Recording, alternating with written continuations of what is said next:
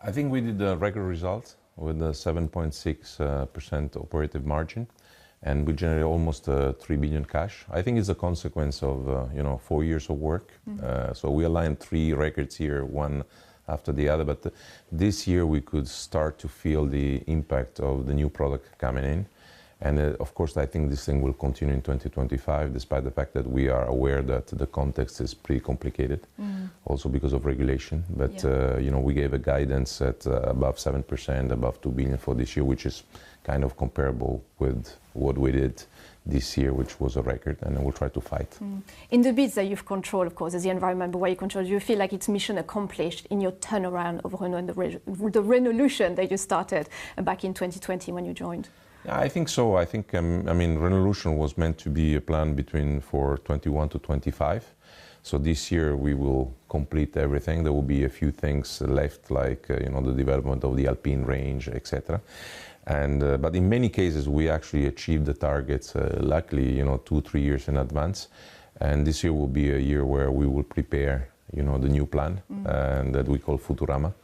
And where we try to change the game once again, and we will fight to repeat the experience of Renault, which was successful. I think a responsibility of people like us is to secure at least 2 cycles of success, because then it's going to stabilize the company for a long time. And looking at the road ahead, there's some elements, of course, that bring a bit of uncertainty. One, you talk about the hesitancy levels of buyers buying into EVs.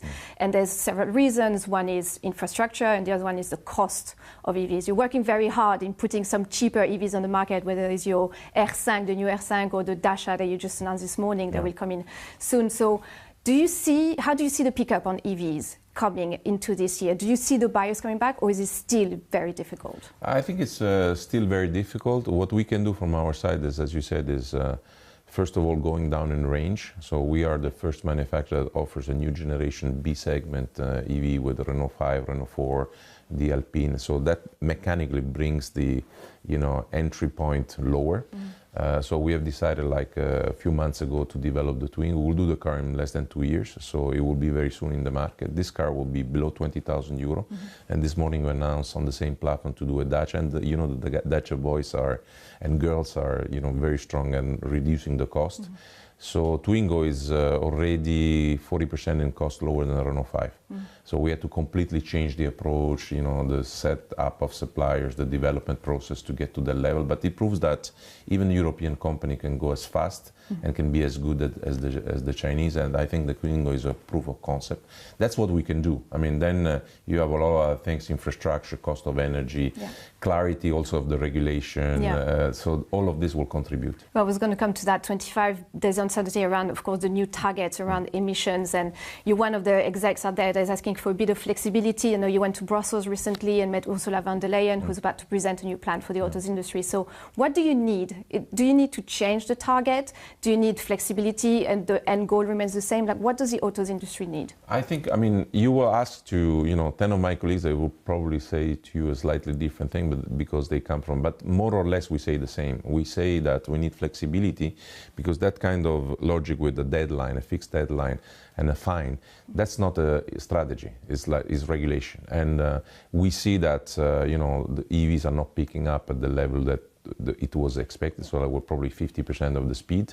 And this is creating a lot of unnecessary pressure on the business itself. So we have an elephant in the room is probably worth like 15 billion euro. That will be money that will be distracted from the business. We have to reinvest in plants, in gigafactories, in development of the thing. We need that money to go there, not to be wasted or sent or bought as a credit to non-European OEM or sent to to Brussels. So this is what we ask for. I think flexibility is important. I don't think we question the direction. We need to go and decarbonize transport. I think we cannot, every society that refused progress, it went wrong at the end, right? So I think EV will be a big part of the future, and we cannot refuse progress. There's some uncertainty around the demand in China and tariffs coming from the US. Of course, you're not directly impacted by that, but the whole autos industry in Europe is kind of being fragile because of all this uncertainty coming in. How concerned are you about the future of the autos industry in Europe, given these challenges? I'm probably less concerned than some of my other colleagues that have a lot of interest in in China and the US. We don't have we won't probably feel this impact, when I look ahead. But of course, it's going to, again, even put more pressure, on the European automotive industry. I think it's going to put pressure on everybody because the tariffs, they go not only against, potentially only against Europe, right? So I think in Europe specifically, what my call is that we lost like something like 20 million cars in the last 4 or 5 years because the market is 20% lower. And I think that what we need is a shock of demand. We need to get back to historical levels because this is bad even for the transition. I mean, if average age of car park went in 15 years from 7.5 to 12 years, so that means that you have a lot of polluting cars into the thing. So we need to get the automotive industry at the level that is required because this will generate money. We will reinvest into the thing. It will, have a better impact on the environment. People will be more happy because they have new cars and safer cars and cleaner cars. So that's a priority. I think we need to discuss about getting back at the right level of the market. We see Tesla sales in Europe completely collapsing in January, probably due to the politics of CEO Elon Musk and its role in the Trump administration. They are the top seller in EVs in Europe. Is that potentially an opportunity for a group like Renault? Yeah, I think so. It gives an opportunity, yeah. I think Renault 5 is already showing. I mean, we don't play in the same segment and categories, but of course, but I think we have to do our own race, and we'll see. But we observe that kind of phenomenon. I don't know if it will be, always the same or it will change. But but there will be other competitors coming. So that's competition. It's part of our daily life. You mentioned in your results a 2 billion hit related to capital loss on sales of Nissan shares. So I want to ask you about where we're at in this alliance with Nissan. Of course, the talks with Honda collapsed. You're a key shareholder in Nissan. You said the offer from Honda was just not acceptable. There was no premium there. So what kind of offer would you be happy with? And what is the future of Nissan, in your view, that would be the best for the alliance?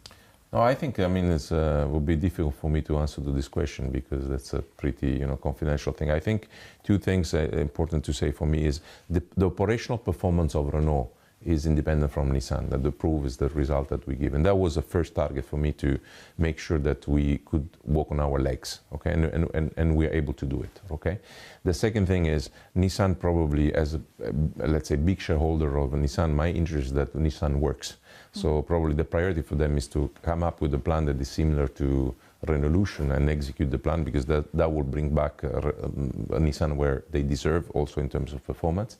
And we will continue anyway to kind of deleverage our exposure to Nissan, but we have to do it at the right conditions. So I'm not going to speculate on potential offers. We don't do this kind of thing. We actually want the Nissan team to execute their plan, to develop a plan.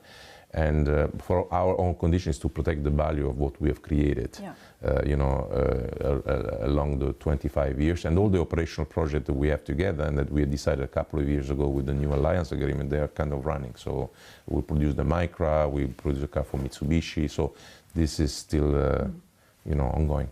Very final question from me. You're growing your markets outside of Europe. You announced this deal with Geely in Brazil. So where do you see the best opportunities coming in the future for Renault outside of Europe?